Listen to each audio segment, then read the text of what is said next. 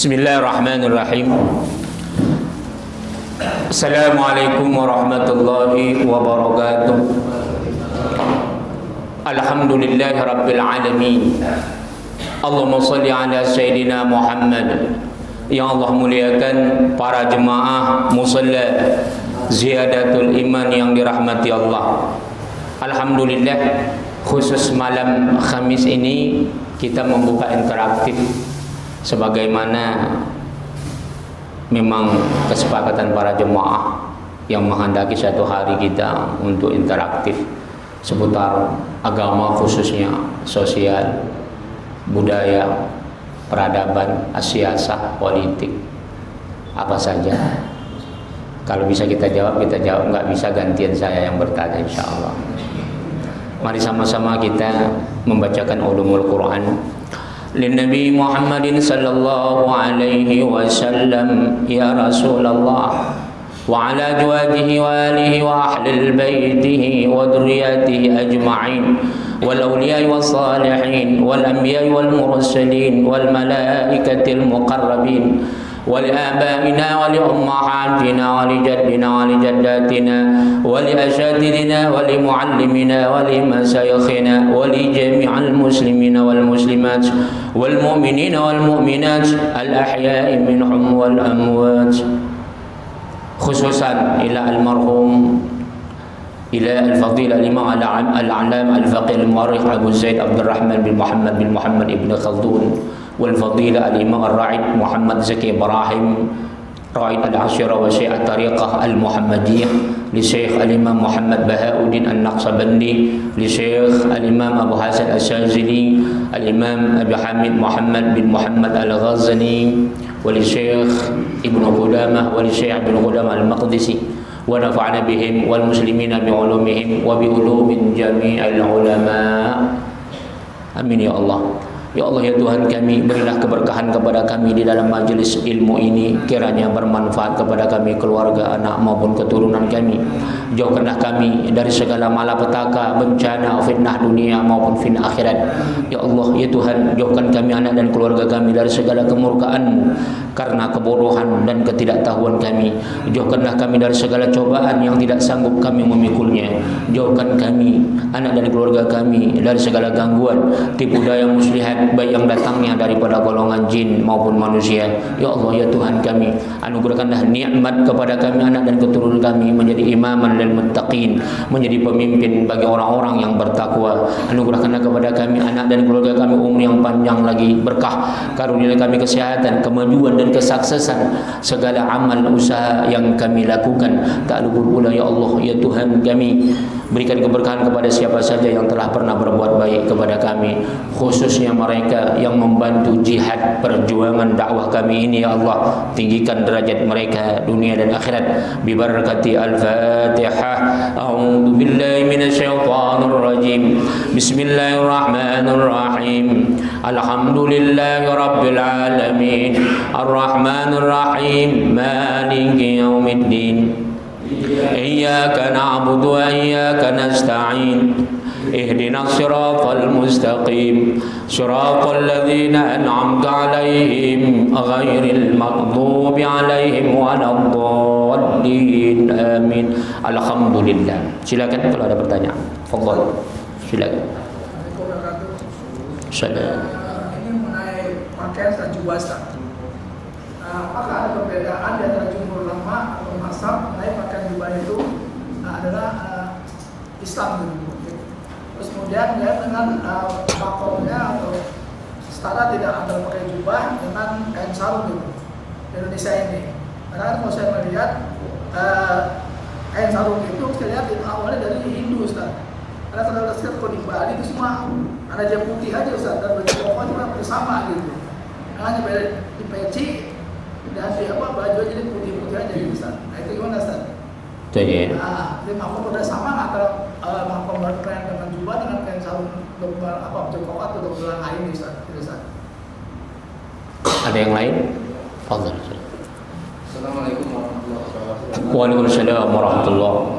Saya mau menanyakan tentang pertama adalah baju. Umpama kita sholat, Pak Ustaz, pakai baju mungkin itu tahu bahwa baju itu mungkin baju penggelapan atau curian lah. Tapi karena itu baju bagus dan murah mungkin kita beli.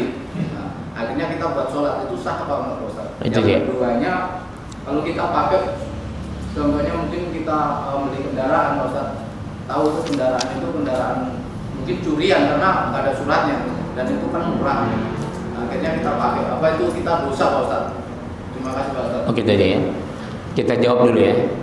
Yang kedua, atau boleh tambah satu lagi? Silakan. Ada yang mau bertanya? Silakan. Kemarin Ustaz, Assalamualaikum warahmatullahi wabarakatuh. Waalaikumsalam. Melanjutkan kemarin kajian Ustaz. Abdulnya seorang imam adalah yang memakai baju jubah. Alangkah baiknya kita menggunakan jubah itu dengan memakai kain sarung atau dengan memakai celana. Itu aja ya. Alhamdulillahirabbil alamin. Allahumma shalli ala sayyidina Muhammad. Pertanyaan pertama adalah, apa ada perbedaan ulama tentang memakai jubah, serban dengan bisa apa? Pertanyaan berikutnya adalah, bisa nggak disamakan orang memakai jubah dengan orang yang memakai sarung? Makamnya, kedudukannya. Jadi sebenarnya sedikit lagi kita sudah mau sampai. Walaupun sebenarnya sudah selalu saya jabarkan.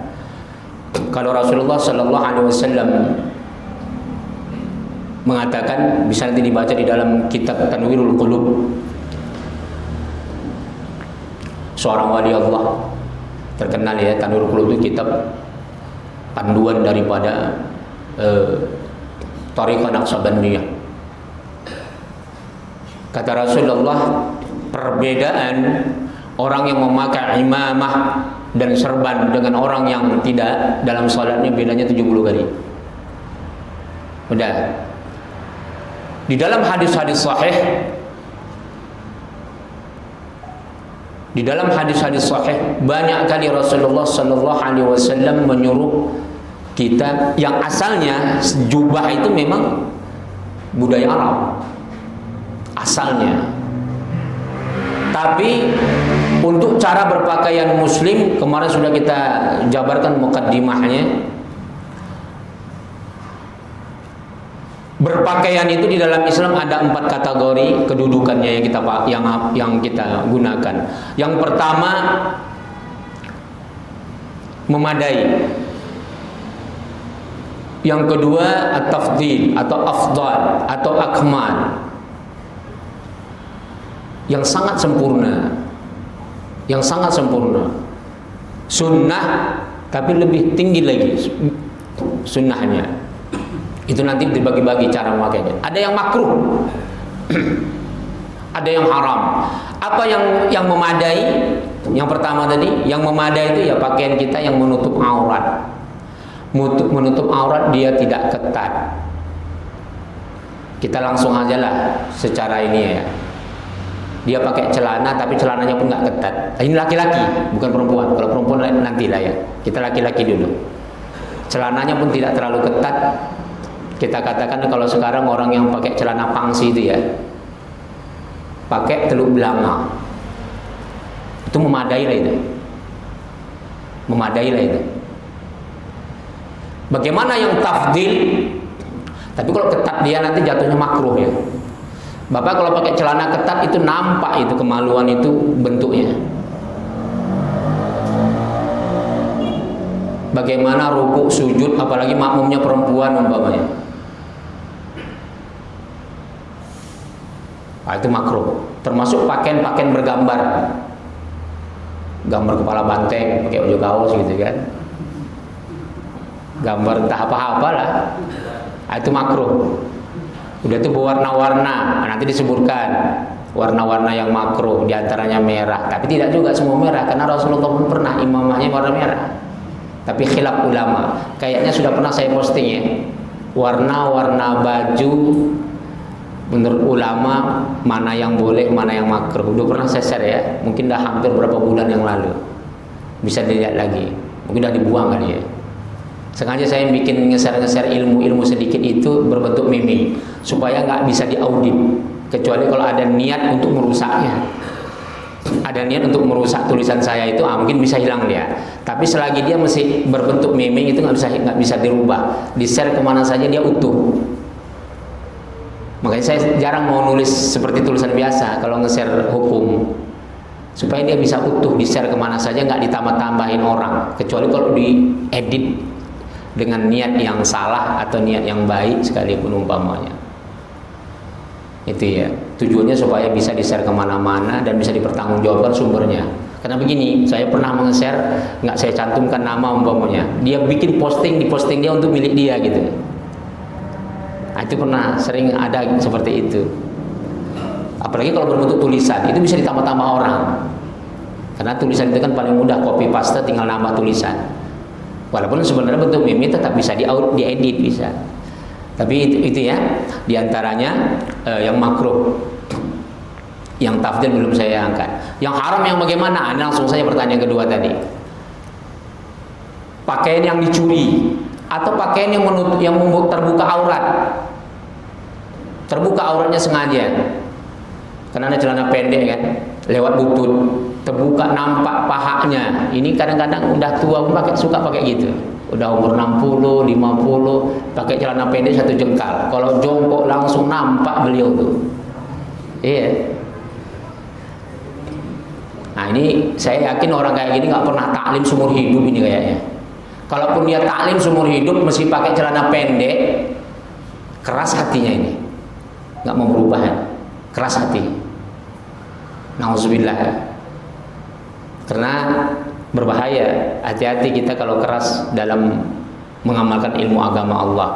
Kata Allah dalam Al-Quran, "Watslu 'alaihim naba'al ladzi ayatin atainahu ayatina fansalakha minha fa'atbahamus syaitan fakana minal ghawin." Ketika sudah diberitahu dia kebenaran dan dia tidak mau, fansalakha minha, malah dia anggap enteng, malah dia buang itu ajaran, malah dia cemeh, malah fansalakha minha, udah fa'atba'ahumus syaitan, maka syaitan akan terus mengiringi dia, fakana minal ghawin, sampai dia sesat. Dalam sebuah hadis sahih, lihat di dalam kitab Subul Salam, orang yang salat tapi semakin banyak maksiatnya, semakin jauh dari Tuhannya. Nah, itu dia ya. Itu pakaian yang haram, pakaian yang dicuri dipakai. Apa hukumnya kalau untuk salat? Menurut Imam Ahmad bin Hanbal salatnya nggak sah. Menurut mazhab Ahmad bin Hanbal. Tapi kalau jumhur ulama, termasuk juga Imam Syafi'i, imam kita, sah. Tapi berdosa dia. Berdosa dia. Langsung aja ya, kita masukkan kepada masalah pertanyaan, bagaimana kalau beli mobil? Tahu dia barang panas, ya haram. Makanya kalau beli mobil, jangan tanya-tanya dari mana asalnya. Cuma kalau kita yakin memang mobilnya itu, kalau sudah nggak ada BPKB, udah pasti barang panas ya gitu. Udah pasti barang panas itu. Motor itu kalau ada BPKB-nya walaupun jelek, mesti di atas 5 jutaan, 3 juta. Tapi kalau nggak ada BPKB, Pak, 1,5 juta bisa dapat. Kalau yang udah nggak ada sayapnya, 1 juta pun bisa. Jadi haram hukumnya. Kalau tahu kita itu benda yang haram, termasuk pakaian tadi. Kita tahu pakaian itu memang dijual miring karena barang curian. Kita pakai untuk salat, salatnya sah, tapi perbuatan kita itu haram. Menurut mazhab Ahmad bin Hanbal, salatnya pun nggak sah. Kata Ahmad bin Hanbal bukan hanya itu, kita mencuri wudu, mencuri air wudu.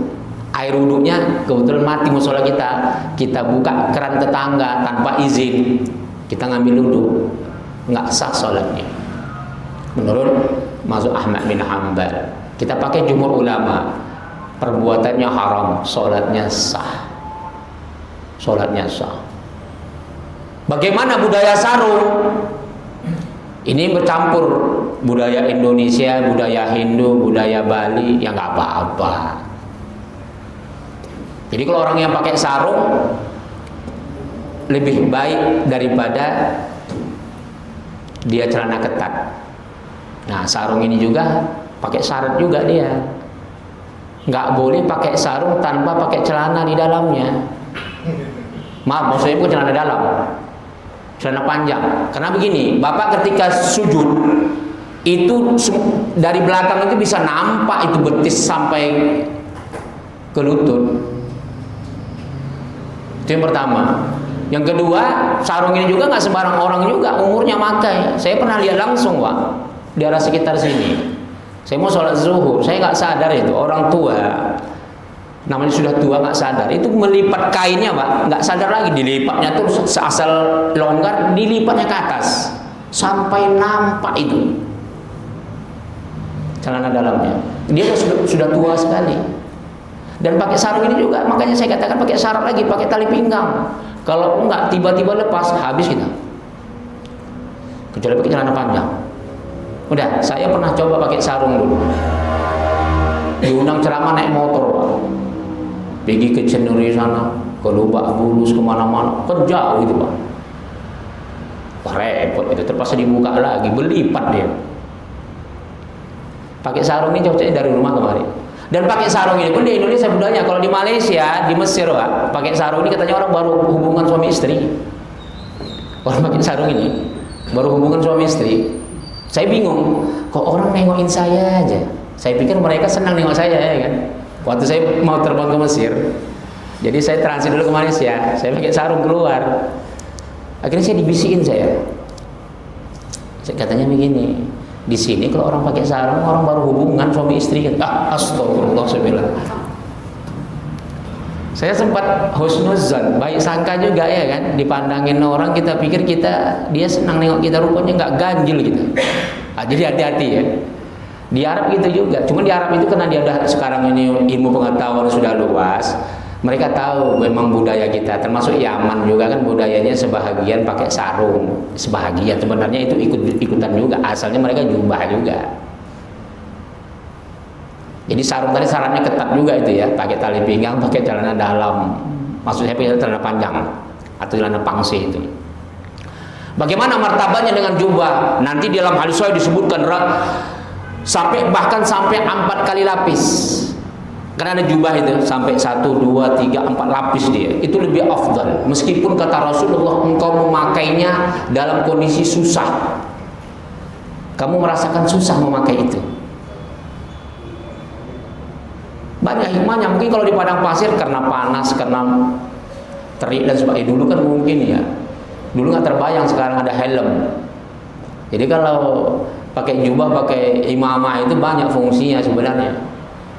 Banyak hikmahnya. Minimal orang kalau pakai jubah nggak berani nonton bioskop, nggak berani bertandang di pinggir jalan nengok paha cewek, ya. Tapi kalau ada orang pakai jubah nengok paha cewek, wah itu keterlaluan itu dah. Jadi pakaian itu bisa memfilter dirinya. Oke lah, kita nggak usah kaji fadilahnya. Dan prasangka baik orang pun banyak. Bapak pakai jubah tengah malam, sejahat-jahat wanita, dia pasti berbaik sangka dengan Bapak. Sejahat-jahat wanita, sebaik-baik wanita pun begitu. Ketika siang hari, sejahat-jahat wanita paling benci nengok laki-laki pakai jubah. Teroris nih katanya. Tapi kalau tengah malam dia jalan sendiri, dia akan menemukan ketenangan kalau jumpa orang pakai jubah. Yakin saya itu. Bapak tes nanti. Ketika siang hari, perempuan-perempuan yang fasik akan menghina orang pakai jubah, meremehkan, merendahkan. Begitu juga laki-laki. Bapak tengah naik angkot jam 1 malam, di dalam ada orang pakai jubah, dibandingkan dengan angkot di dalamnya pakaian preman semua. Saya yakin Bapak lebih takut naik angkot yang di dalamnya pakaian preman semua. Udah, itu mungkin filosofis sosial. Oke, kita kaji sumber hukum saja. Bahwasanya budaya Arab asalnya, tapi itu menjadi sunnah Rasulullah. Makanya kemarin saya share itu judul video kita itu, orang yang menghina jubah ingkar sunnah. Ingkar sunnah ya. Di dalam hadis-hadis sahih anjuran dari Rasulullah, para sahabat, tabi'in untuk memakai jubah dan imamah, khususnya dalam salat. Jadi imam yang paling afdal orang yang pakai jubah dulu baru sarung. Itu ya martabatnya yang paling tinggi adalah jubah. Semakin tebal jubah semakin bagus. Tapi jangan pula tebal kali ya kan, sampai 1 meter tebal ya kalau itu. Apa namanya? Badut namanya. Ala kadarnya. Itu dia ya. Jadi silahkan pakaian budaya apa saja, mau budaya Bali, budaya Hindu, selagi pakaiannya tidak membuka aurat boleh. Itu dia ya. Ada lagi yang lain tadi pertanyaannya? Itu ya, udah saya gabungkan semuanya. Silakan, ada yang lain tadi? Silakan. Assalamualaikum warahmatullahi wabarakatuh. Waalaikumsalam. Apa hukumnya jual beli online, Ustaz? Iya. Dari fikih. Itu yang pertama. Yang kedua, Ustaz dulu pernah menyampaikan masalah tarekat ya, bahwa di Pulau Jawa ini tidak ada tarekat yang direkomendasi. Bukan tidak ada, saya belum pernah ngasih rekomendasi. Ada, insya Allah pasti ada. Cuman bukan berat, cuman saya pribadi belum pernah ngasih rekomendasi. Karena setelah saya teliti, memang banyak yang menyimpang. Karena dulu ada juga banyak thariqah-thariqah kita yang bagus ya. Tapi ketika diwariskan kepada anak cucunya, itu sudah menyimpang. Itu dia ya. Oke, teruskan pertanyaannya sebelum kita jawab. Kalau memang itu saya mau tanya, apakah ada perbedaan tarekat Pulau Jawa dengan tarekat Pulau Sumatera atau yang lain? Yang kedua, yang ketiga mungkin hukumnya menjawab azan atau doa di televisi itu apa sih? Itu aja. Ya, terima kasih. Waalaikumsalam warahmatullahi wabarakatuh. Ini pertanyaan ini kita dahulukan dulu ya. Assalamualaikum warahmatullahi wabarakatuh. Bagaimana Rasulullah berniaga? Cara Rasulullah berdagang? Jadi berdagang dalam Islam, bahkan di dalam kitab Al-Bai', jual beli ini menjadi tema khusus di dalam ilmu-ilmu fikih. Sudah 1000 tahun lebih diajarkan, dipelajari di dunia Islam, bahkan dalam peradaban Islam. Bagaimana bisnis Rasulullah tidak sama dengan bisnis kita. Rasulullah dulu itu adalah orang kepercayaan pertama kali oleh Sayyidatul Khadijah sebelum menjadi istri beliau. Jadi berdagangnya Rasulullah memang memakai etika akhlak. Jadi kalau pertanyaan seperti ini terlalu umum ya, karena dia nggak spesifik apa maksudnya. Yang paling penting adalah etika akhlak dalam berdagang harus ada. Kemudian rambu-rambu syariat jangan dilanggar. Jangan melakukan riba.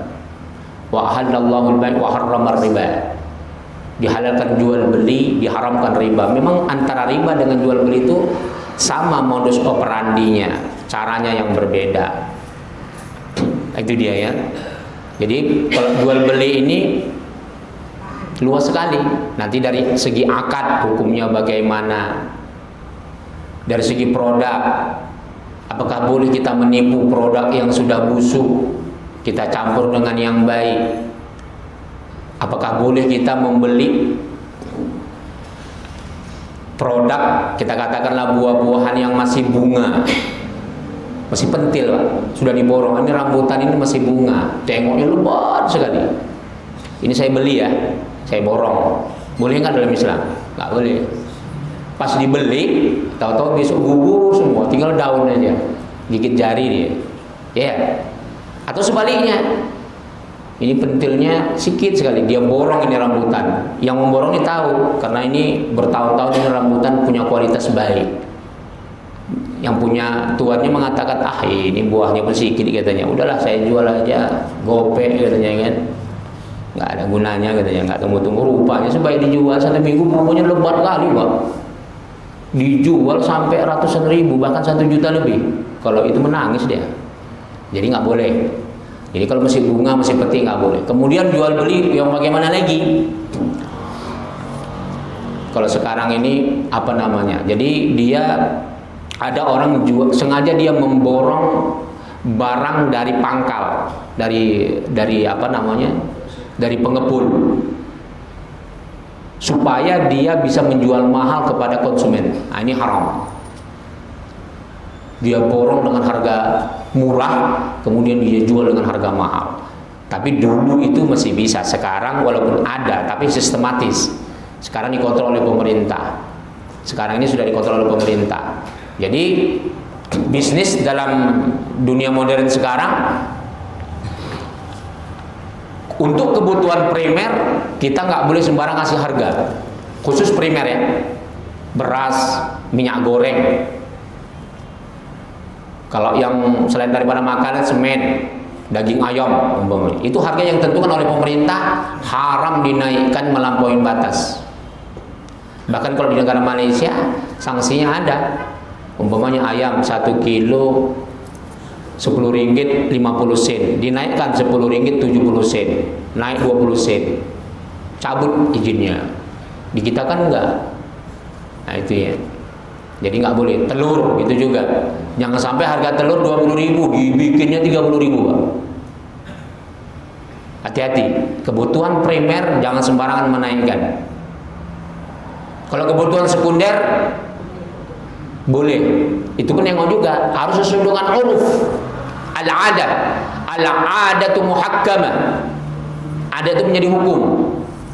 Di kampung itu biasa orang jual gado-gado 10.000 satu bungkus, ditengoknya ini orang asing ini katanya, dijualnya 50.000. Udah tak berkah, itu haram. Kecuali kalau memang di situ semuanya, kita katakanlah di bandara, bakso di sini 12.000 satu mangkok, di bandara 70.000. Itu dulu Pak, 5 tahun 6 tahun yang lalu, sekarang mungkin lebih. Di bandara Soekarno-Hatta 70.000.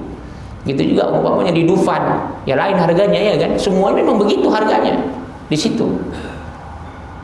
Jangan sampai di sini bakwan 2.000 satu, semua 2.000 di kampung ini. Tahu-tahu ada satu orang jual di situ 10.000 sebiji. Wah, ini kurang ajar namanya. Iya. Jadi hati-hati, perkara yang primer sekalipun harus sesuai dengan uruf. Langsung saja dengan pertanyaan berikutnya, bisnis online. Ini sudah saya tulis lebih kurang berapa tahun yang lalu ya. Coba ketik nanti, insya Allah masih bisa dilihat di googling di internet. Tulisan saya tentang hukum bisnis online. Alhamdulillah tulisan saya ini banyak diambil ini, jadi rujukan. Jadi untuk singkatnya saja saya kasih gambaran. Nanti mau lengkapnya nanti di situ syarat-syaratnya ya. Bisnis online syarat utama mesti ada doman, jaminan. Jaminan apa yang maksud? Bisa nggak dia mengasih jaminan bahwasanya lembaga keuangan dia sebagai bisnis online itu ada izin dari pemerintah, dan dijamin apabila terjadi penipuan dia akan siap dipidana oleh polisi, oleh pemerintah. Mesti ada izin. Bahkan sekarang lebih ketat. Transfer sekarang lebih ketat lagi, mau rencana mau dibikin. Di atas 1 juta transfer bisnis online itu mesti gimana ya, 2 kali, dalam arti nggak bisa langsung, karena bisa ditipu orang, banyak penipuan sekarang. Makanya di situ kita harus melihat regulasi pemerintah dan jaminan dari pemerintah. Mesti ada jaminan dari pemerintah lembaga itu beroperasi sebagai bisnis online. Karena begini, ada lembaga resmi Pak, lembaga resmi. Ini almarhum Ustadz kita yang baru meninggal, Ustadz Dedi ya, baru meninggal. Ini kejadian, beliau beli TV Pak melalui bisnis terkenal. Udah, dia bayar melalui market terkenal. Udah, ternyata ditipu Pak. Sudah dia bayar sempurna, ternyata itu barang nggak ada. Dia tuntut, dia tempat bayar, malah justru market yang terkenal ini buang dia nggak mau peduli, ya kami kan hanya menerima setoran katanya, bayaran. Ini kan aneh, birokrasi kayak ini, seperti ini pemerintah nggak bertanggung jawab. Padahal lembaga bisnis online terkenal, nggak usah saya sebut Pak ya, kalau disebut nanti jadi panjang masalahnya. Ini pemerintah yang salah. Seharusnya kalau lembaga yang sudah dapat izin dan termasuk juga market yang sudah kerjasama sebagai pembayaran, alat transfer keuangan, bertanggung jawab. Nggak bisa dia cari keuntungan semata-mata, nggak bertanggung jawab, nggak bisa. Udah, ini kalau ada lembaga kayak gini nggak bertanggung jawab, haram ini kita bergabung sama dia lagi. Wajib diblokade, diputuskan aja nggak usah. Terkenal sekali itu lembaganya, bisnis online-nya. Nah, itu makanya saya sangat ketat itu dalam tulisan itu masalah persyaratan itu ya. Dan dia harus dikasih sanksi, nggak sembarangan itu. Dan barang kalau rusak wajib juga dia ganti. Jadi bisnis online nggak semudah yang dibayangkan. Sama kayak umpamanya perbankan gitu juga. Perbankan tuh nggak semuanya. Kalau sekarang sudah ketat ya, semua perbankan di bawah naungan BI dan di bawah naungan OJK dan LPS. Tapi apabila ada perbankan bermain bisnis di luar ketentuan itu, haram diikuti. Contoh, saya baru tahu ini. Kemarin ada yang bertanya di sini kan, ternyata ada perbankan itu dia tidak pakai OJK, tidak pakai LPS ketika ngasih utang.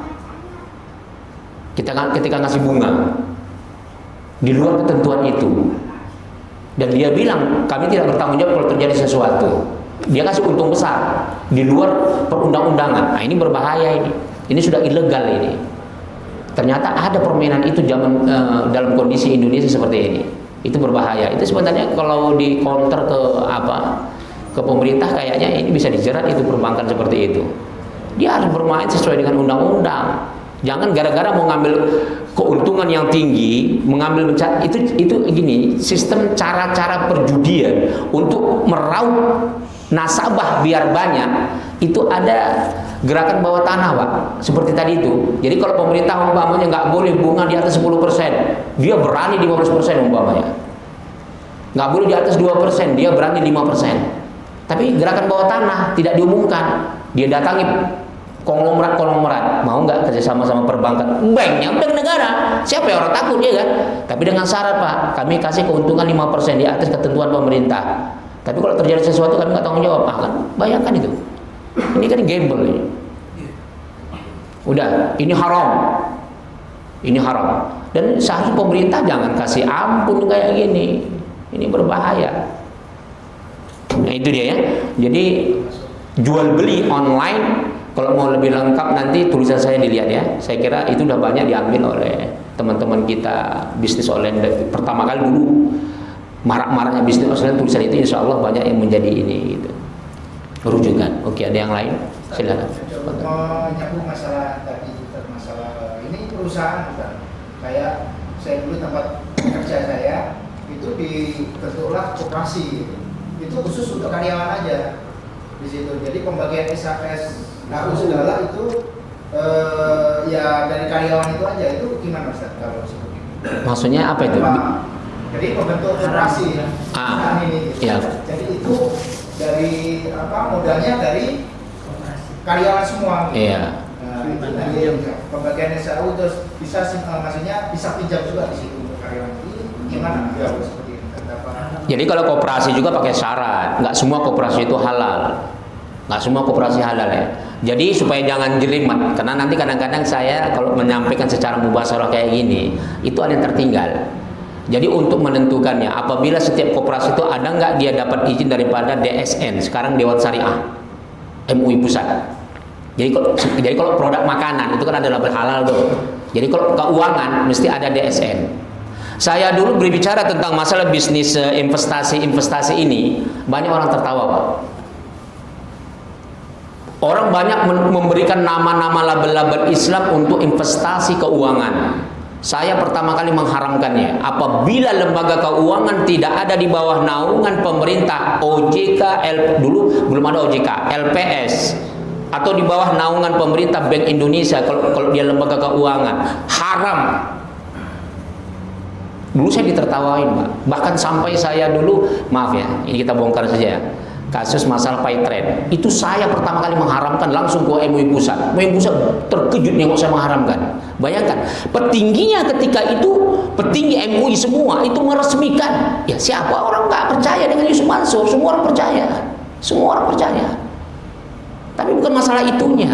Di dalam bisnis syariah, dalam bisnis keuangan dalam bisnis keuangan menurut agama Islam itu kontrolnya harus ketat. Nggak sembarangan. Akhirnya apa? Saya langsung di counter dari pusat, Ustaz kita tabayun. Iya saya bilang, saya tunggu tabayunnya. Ternyata udah, saya itu ketika itu lagi heboh-hebohnya, bahkan ada orang mencoba ingin mensomasi saya. Mau saya sebut, pengacaranya terkenal, pengacara Habib Rizik. Mau saya sebut ya, terkenal. Sampai sekarang dia pembela Habib Rizik. Udah, itu mau mensomasi saya, nggak peduli saya, silahkan. Saya bilang begini, itu apabila Paytrend, apabila tidak ada izin daripada Bank Indonesia sebagai pengelola keuangan, saya bilang haram hukumnya. Dibilangnya saya penyemaran nama baik. Udah. Akhirnya petinggi Paytrend di bawah Ustaz Mansur WA saya. Bahkan ada yang dari Tangerang, dari Islamic Village gitu juga WA ke saya. Ustaz, enggak Ustaz, ditunjukkan, di-share sama saya semua sertifikat. Saya teliti, itu hanya sertifikat penghargaan dari lembaga-lembaga swasta. Sekarang saya tunjukkan sama saya mana keterangan dari Bank Indonesia yang menyatakan lembaga Anda itu boleh beroperasi. Mana tunjukkan sama saya lembaga OJK yang membolehkan. Karena di atas 1 miliar OJK wajib ada izin. LPS hanya bisa di atas 200 juta ke bawah. Kalau Anda ditipu 1 miliar, ditipu oleh lembaga keuangan, apabila sudah di bawah naungan OJK, itu akan selamat. Anda apabila terjadi pilot, terjadi kredit macet, terjadi penipuan, Anda akan diganti. Tapi apabila tidak di bawah naungan LPS, tidak bawah naungan OJK, tidak ada perlindungan oleh BI, Anda tertipu, hilang, habis semua. Udah, banyak lembaga-lembaga dulu, berapa tahun yang lalu ya, 5 tahun, 7 tahun yang lalu, yang mereka mentertawain saya. Ini direkam ya, bahkan ada petinggi MUI, bahkan ada tokoh ormas Islam masuk penjara, Pak. Masuk penjara. Gara-gara ditipu. Dia nggak menipu, tapi stempel MUI itu dipakai mengatasnamakan investasi syariah. Sekarang diburon itu sama Interpol. Mu'alaf dari Singapura itu belum dapat sampai sekarang. Berapa ratus miliar itu dilarikannya uang investasi emas bodong. Termasuk juga, maaf ya, Syekh Jabir terjebak kan? Syekh Jabir kan terjebak dia dalam bisnis perumahan syariah. Udah, alhamdulillah MUI akhirnya kan ngikutin. Alhamdulillah. Nggak tahu, saya tidak mengatakan mereka yang ngikut saya, tapi saya sudah mengerti dari awal. Baru live di televisi kasus Syekh Jabir tentang bisnis perumahan. Apa yang terjadi? Baru MUI tunduk kepada OJK. Saya bilang ke masalah kasus Yusuf masuk tentang Paytrend. Saya bilang mau petinggi MUI, mau lembaga MUI sebanyak apapun yang mengesahkan Anda haram. Saya bilang, kalau tidak ada pemerintah yang menaunginya. Saya bilang, sekarang kalau seandainya terjadi pilot, terjadi bangkrut, saya mau tanya, siapa yang berani mengganti uang nasabah? Apa mau MUI? Bisa nggak MUI menggantinya? Mana bisa? Alhamdulillah.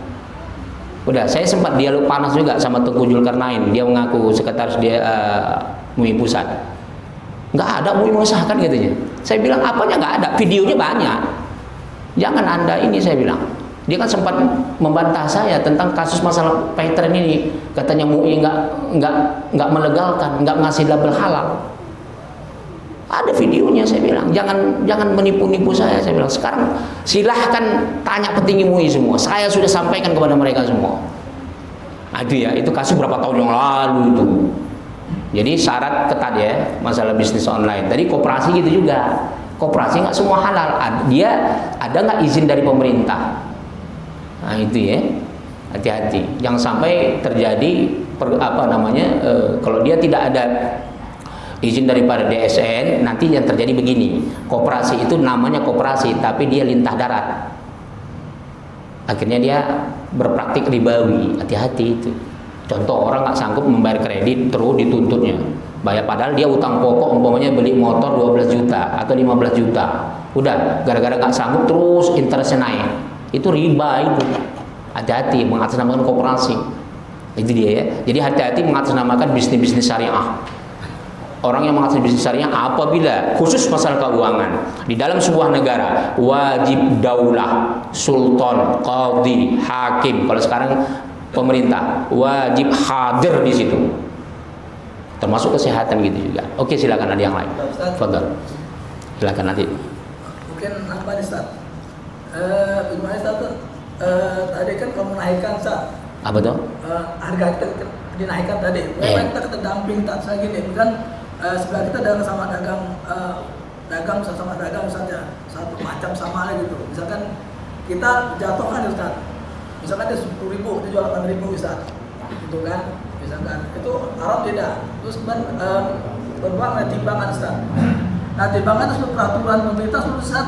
Semua timbangan harus ada suatu surat lembaga bahwa timbangan itu benar ukurannya Ustaz. Nah, mungkin kan itu mahal.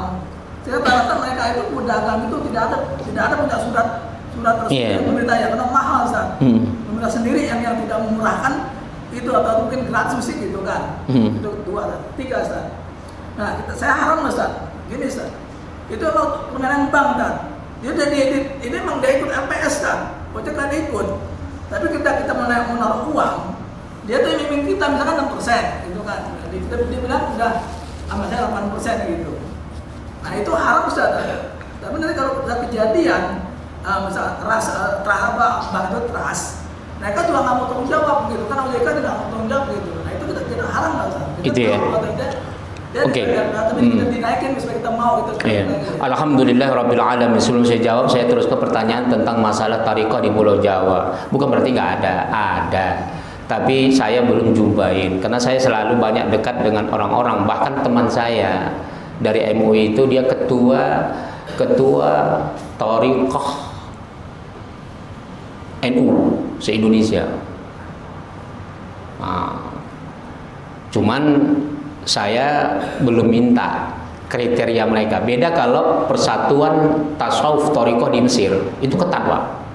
Di sana ada syekh tariqah itu banyak. Nanti di kalangan syekh tariqah ada masyaikh namanya. Dia punya lembaga. Jadi lembaga itu nanti dia akan memfilter, mensurvei semua tariqah yang boleh, mana yang tidak. Jadi kalau sudah mereka masuk dalam ittihad tariqah itu rata-rata adalah tariqah yang tidak menyimpang. Kalau kita kan enggak.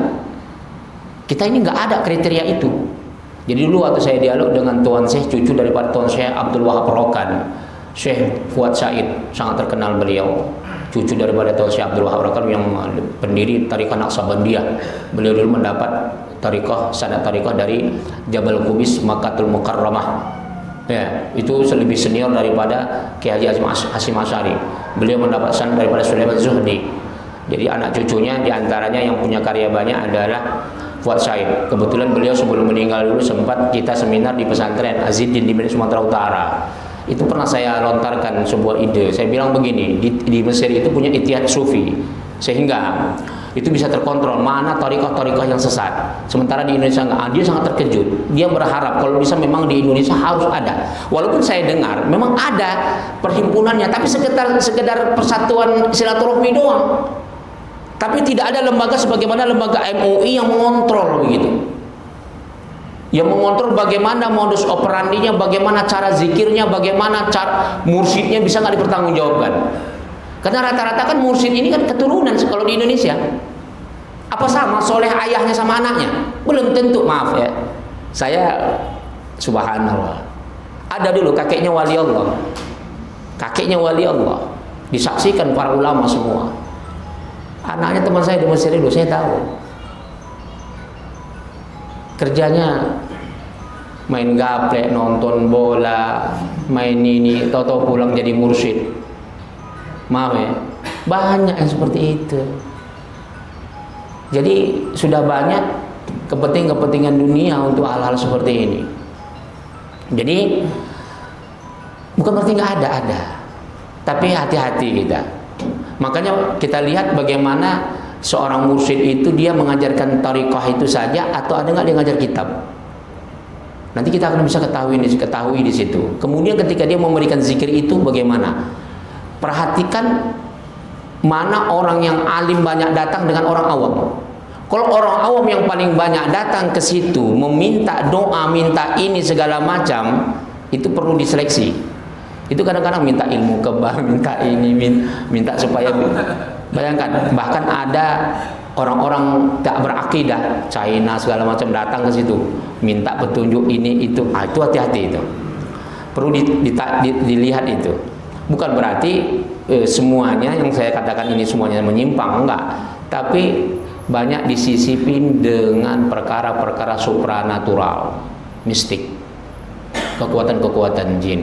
Dan mereka untuk mempertahankan thariqah itu, Pak, untuk mempertahankan thariqah itu supaya pengikutnya banyak. Kalau dia bersih, hilang pengikutnya, Pak. Kalau dia bersih, anak muda saya yakin nggak suka thariqah. Jadi kalau sudah banyak anak muda yang datang, curiga kita. Anda datang ke mana mau ngapain? Curiga kita. Oh, itu tuan syekhnya punya karomah, bisa ini bisa itu. Wah, itu baru curiga. Udah, dulu ada, Pak. Dulu ada, pas saya sebut terkenal sekali, punya cabang sekarang di Tangerang dan di Jogja. Udah, itu punya silat batin. Kalau orang mencuri dengan niat jahat langsung tercampak.